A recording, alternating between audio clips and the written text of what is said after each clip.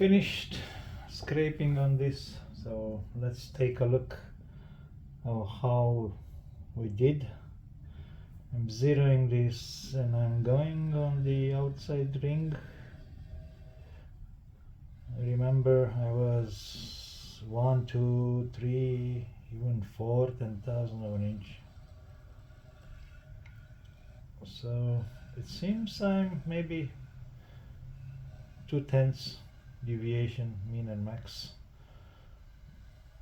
on the outside. And even if I do this, we're going side to side here. I'm 1/2. And it's probably similar here in the middle. See, this is raised with about 1,000 maybe compared with the exterior ring, and I'll explain why.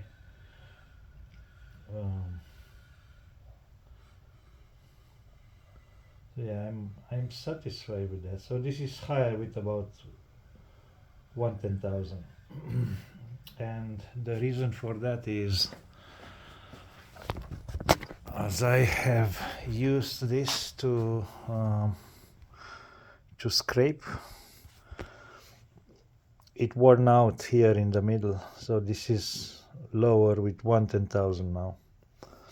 Was initially completely flat, less than 1/10,000 flat, 2 microns. I measured on a surface plate. If you look at it, it's like mirror, and the reason for that is it's so flat because I used a very flat, very large radius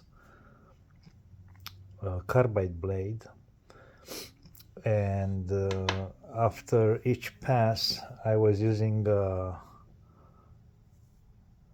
a flat stone to take off the ridges from the scraping, and that sheared off, and slowly, step by step, it got so flat and shiny. So that's okay if this is low here and it's up here on this ring, because these two parts are mating together when they get mounted.